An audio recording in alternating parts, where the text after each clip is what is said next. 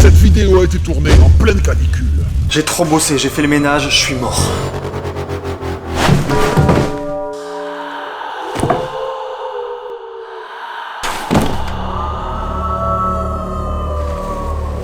Wouah. Non mais qu'est-ce que je fais là? Mais je suis où là? Bienvenue en enfer. Sérieux, mais en enfer? Mais pourquoi? Tu as fait quelque chose de mal. J'ai fait des choses mal. Moi, j'écoute. Il y a à peu près 2-3 semaines, t'as vissé une vis un peu trop fort et t'as foiré le taraudage. Ah, franchement, je pense qu'il y a pire. J'ai une liste là. Tuer quelqu'un. Ouais.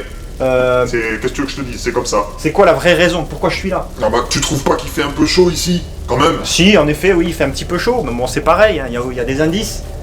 Bon, si tu es venu ici, c'est pour t'occuper des travaux et tout ce qui concerne l'isolation. Voilà. Voilà, c'est la seule raison. Bienvenue en enfer. Bon, mais. Ok, qu'est-ce que tu veux que je fasse de toute façon? Maintenant que je suis là. Allez, bon courage. Bon, bah, messieurs, dames, bah écoutez, on va faire des travaux. Hein. Donc, Bienvenue en enfer. Bon, allez, sans déconner, ce sol-là, je l'ai refait il y a pas longtemps, il est tout neuf. Ce qui reste à enlever maintenant, c'est tout ce qu'il y a derrière moi. C'est tout le reste, en fait, du plancher, des combles. Et faire l'isolation un peu plus tard dans la vidéo. Il y aura une petite surprise entre les deux, vous verrez. Mais là, pour l'instant, il faut enlever tout le plancher. Qui, je le répète, est en 3 couches. Première couche, le plancher. Deuxième couche, de l'isolation. Troisième couche, le vieux plancher. Allez, c'est parti, parce que le diable me surveille et si je vais pas assez vite, je vais me faire taper sur les doigts. C'est violent, quoi.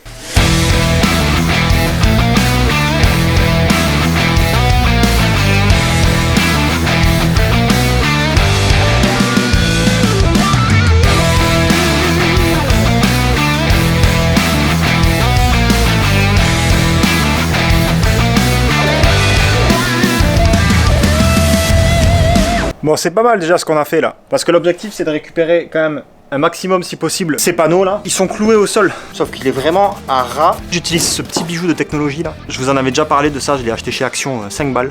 C'est un mini pied de biche. C'est une tuerie ce truc. Cet outil, si c'était un humain, je ferais l'amour avec.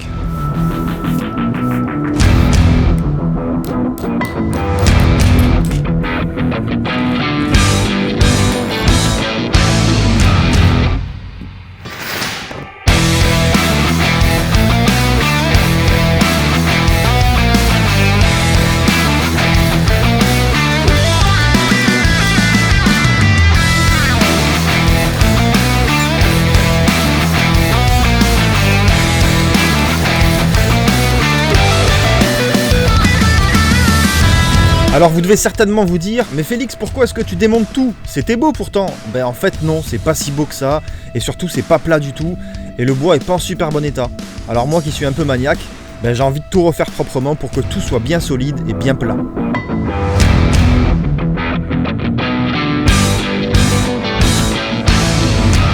Là maintenant tout de suite, il reste à enlever ce vieux plancher pourri. Il faut que je fasse très attention à là où je marche parce que sinon j'atterris directement au rez-de-chaussée. Et ce que j'aime bien quand j'enlève ce vieux plancher, et vous allez le voir, c'est qu'au fur et à mesure du timelapse, ben on va voir le premier étage qui va apparaître en fait. Et je trouve ça satisfaisant. Ça va être un peu moins satisfaisant quand il va falloir amener tout ce vieux bois pourri à la déchetterie.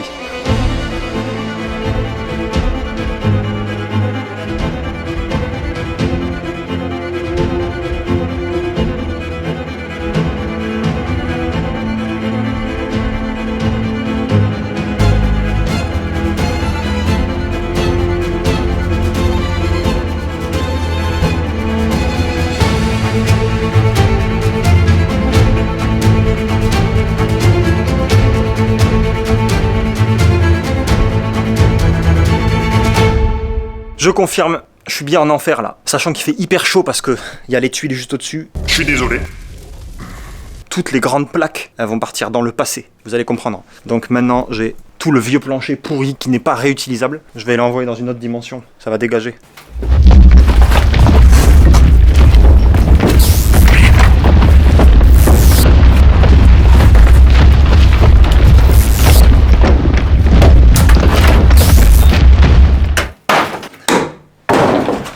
C'est bien pratique d'avoir une porte qui amène directement à la déchetterie. J'ai pu récupérer des grands panneaux. Je vais les utiliser dans le passé pour faire le sol qu'il y a en bas. Vous avez déjà vu cet épisode il y a quelques temps. Et peut-être que dans cet épisode, vous avez vu le Félix du futur, donc le Félix moi maintenant, qui donnait les planches au Félix. Bref, vous avez compris. Ok, Félix du passé, t'es prêt à recevoir les panneaux? C'est parti. Allez, c'est parti, on envoie là.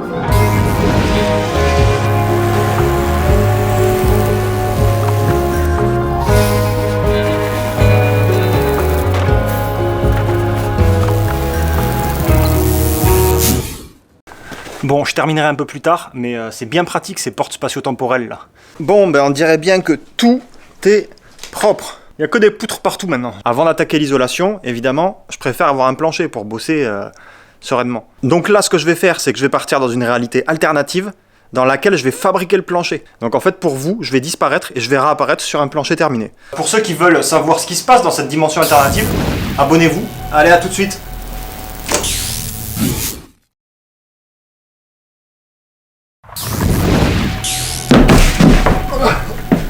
Je suis là. Ah oui, le plancher, bravo, bien. Ça fait plaisir ça. Eh, franchement, c'est pas beau. Un beau plancher, tout neuf, tout droit surtout, il est à niveau. Ça va être parfait pour bosser et faire du vrai boulot à partir de maintenant. Donc la vidéo où j'ai fait le plancher dans une dimension parallèle, elle va sortir bientôt, je pense. Donc abonnez-vous si vous voulez la voir, si vous voulez voir ce qui se passe un petit peu, parce que ça s'est pas fait en claquant des doigts en fait. Ça s'est fait en un mois. Bon, du coup, ça manque de luminosité là. J'ai le spot, ok, mais ça manque de Velux. Il n'y a pas de fenêtre en haut. Si je pouvais claquer des doigts, ou plutôt partir dans une dimension parallèle pour installer des Velux, et pour vous ça prend quelques secondes, écoutez, je vais le faire. Et je reviens et il y aura des fenêtres. Enfin, des Velux. Quittez pas, hein, je reviens tout de suite.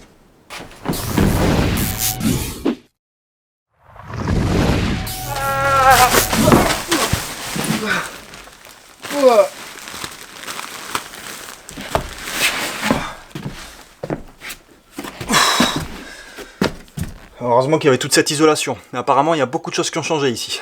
J'ai un super Velux, un sacré paquet d'isolation à poser. Alors j'ai le Velux là-bas, que vous venez de voir. Un petit Velux juste au-dessus de moi, là, qui va être au niveau de la salle de bain. Et j'ai un grand Velux ici, qui va être dans la chambre. Et je vous conseille fortement d'aller voir la vidéo du montage des Velux, si elle est déjà sortie. Si elle n'est pas sortie, il faudra être patient. Et je vous avoue que je suis pas hyper convaincu de la marque Velux. Vous verrez, allez voir la vidéo. Donc ça c'est pour isoler tous les rampants là, tout le toit, tout le plafond. Je vais vous expliquer au fur et à mesure. Mais la première étape, c'est de poser les suspentes. Les suspentes, en fait, c'est ce qui permet de maintenir le plafond par la suite. Et il faut les poser en premier parce que si on pose l'isolation avant, on ne pourra plus poser les suspentes. Donc on pose ça tout de suite et je vous explique en même temps. Ouais bon, en fait, avant de recouvrir tous les rampants d'isolation, je dois quand même faire une étape, à savoir traiter les poutres contre les insectes. Mais avant d'appliquer le produit, je dois les brosser. Et donc me recevoir des tonnes de poussière dans la tronche.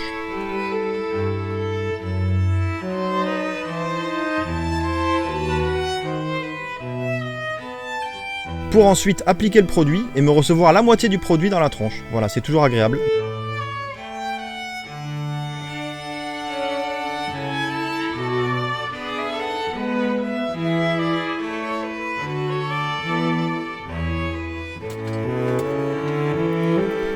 Allez, c'est parti, on passe enfin aux suspentes. Il faut qu'elle soit réglée à la bonne hauteur, perpendiculaire au chevron et qu'elle soit tout alignée. Et ça, c'est pas une mince affaire. Et je peux pas faire ça n'importe comment, parce que si je veux que le futur plafond soit parfaitement plat, étant donné que c'est une vieille maison et que c'est pas régulier, il faut que je prenne le temps de bien réfléchir pour positionner correctement les suspentes. Et je me perds, voilà, le problème du bricolage. Je vois le mur à côté de moi et je me dis tiens, je pourrais le nettoyer pour voir ce que ça va donner au final. Les pierres apparentes, c'est pas trop mal, mais c'est pas le sujet de la vidéo, donc on revient au principal et on pose ces suspentes. J'en pose une dans chaque coin du rampant, je les relie toutes avec une ficelle bien tendue, et grâce à ça, je peux réussir à aligner toutes les autres suspentes.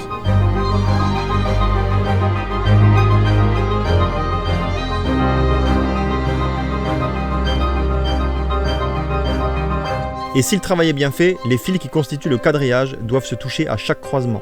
Je conseille quand même d'utiliser du fil plus fin. Alors, une petite chose à savoir avant de positionner toutes les suspentes. Pour s'assurer qu'on aura un plafond totalement plat. Alors quand je parle de plat, je parle pas d'horizontal, hein, je parle juste de plat. Donc éviter les surfaces vrillées. Pour éviter ça, il y a une solution toute simple, je vous explique. Admettons ça, c'est l'alignement des suspentes en bas du rampant.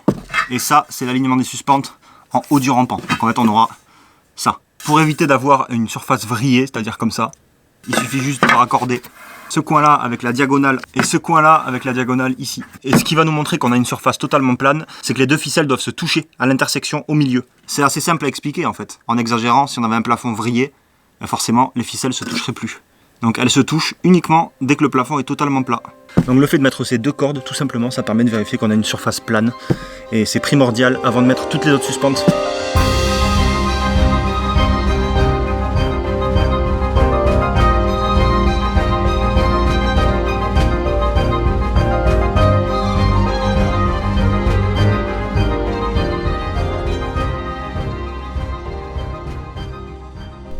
Maintenant que les suspentes sont correctement posées, je vais pouvoir venir éclipser les fourrures. C'est des sortes de rails qu'il faut découper... Attends 2 secondes, laisse-moi finir s'il te plaît. Des sortes de rails qu'il faut venir découper à la bonne longueur et qui permettront d'accueillir l'isolation et le placo. Voilà, ça y est, fais ton truc.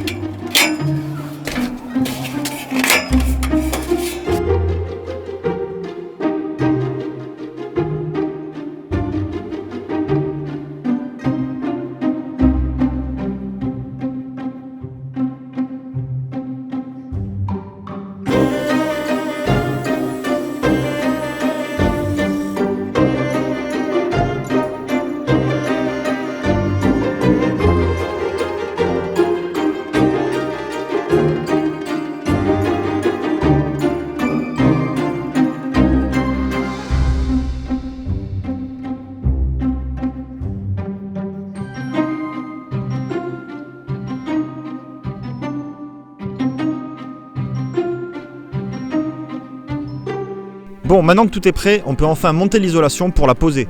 Et d'ailleurs, merci beaucoup à ma mère et ma soeur d'être venues m'aider parce que tout seul, j'y serai encore. On commencera par isoler entre chevrons avec une épaisseur de 10 cm et je dois bien avouer que c'est plutôt satisfaisant. Et merci à Gedimat pour sa participation sur l'isolation, je vous en parle juste après.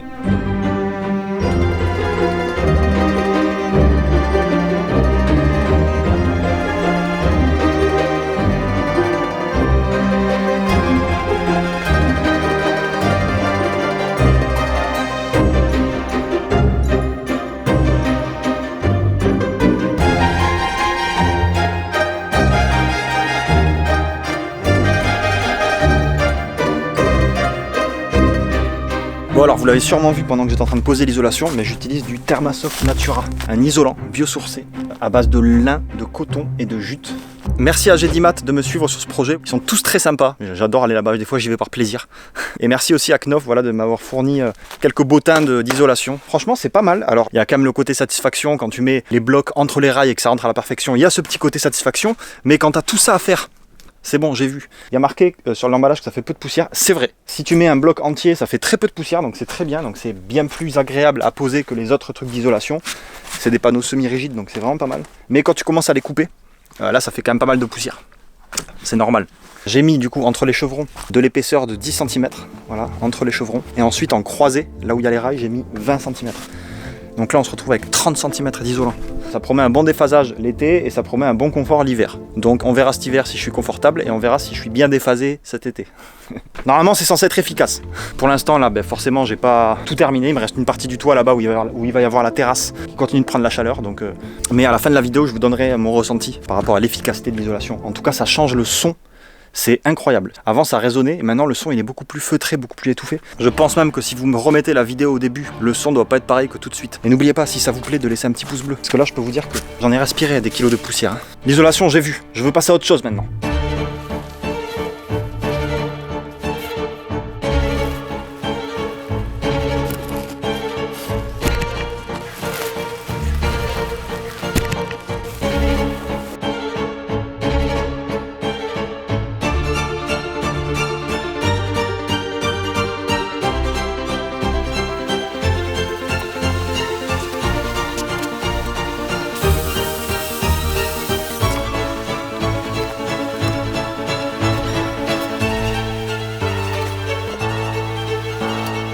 Quand tu as quelques découpes à faire, qu'il n'y en a pas beaucoup, tu peux le faire au couteau. Sinon j'utilise la tronçonneuse, c'est beaucoup plus simple quand tu dois faire plein de découpes.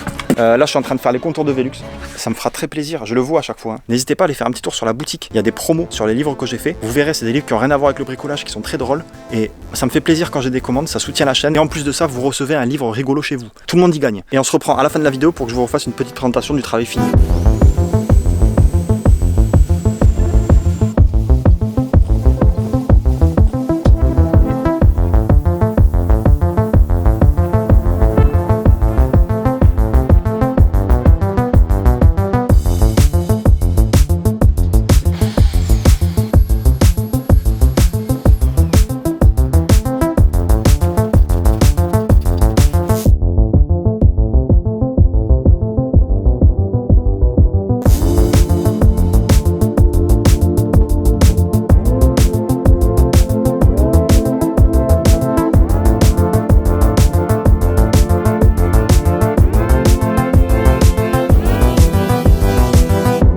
Alors il y a juste ici où j'ai pas terminé d'isoler, et en fait ces cordes que vous voyez, c'est une machine, un outil que j'ai construit pour monter plus de 70 plaques de placo bientôt. Donc on va vérifier s'il fonctionne, et si vous voulez savoir, abonnez-vous. Quant à l'isolation, franchement je suis plutôt content. Déjà parce que c'est joli, et ensuite parce que on n'entend plus le bruit de la pluie, et même le son à l'intérieur est plutôt confortable. Il est feutré, beaucoup plus sourd, et franchement on s'y sent bien. Quant à l'isolation thermique, franchement, je sens une petite différence, mais c'est difficile parce qu'en fait, il y a encore des fenêtres qui sont ouvertes, les murs mitoyens et les murs extérieurs sont pas isolés, et la cage d'escalier, il y a un énorme trou. Mais à première vue, c'est vraiment pas mal. Et surtout, n'oubliez pas, le petit bout d'isolation. Alors c'est pas de la laine de verre évidemment, hein, on peut se frotter avec sans problème. Oui, c'est doux. Donc n'hésitez pas à passer commande avec le code isolant, et je glisse un petit morceau d'isolant dans votre commande. Si la vidéo vous a plu, il y en a une autre qui s'affiche sur l'écran. Et c'est même probablement la suite quand je vais dans les univers parallèles. Et oui, vous les avez pas vus ces moments-là, ils vont sortir en vidéo. Je vous dis à très bientôt, ciao. J'ai récupéré aussi beaucoup de polystyrène, et du coup je vais les envoyer au Félix dans le futur.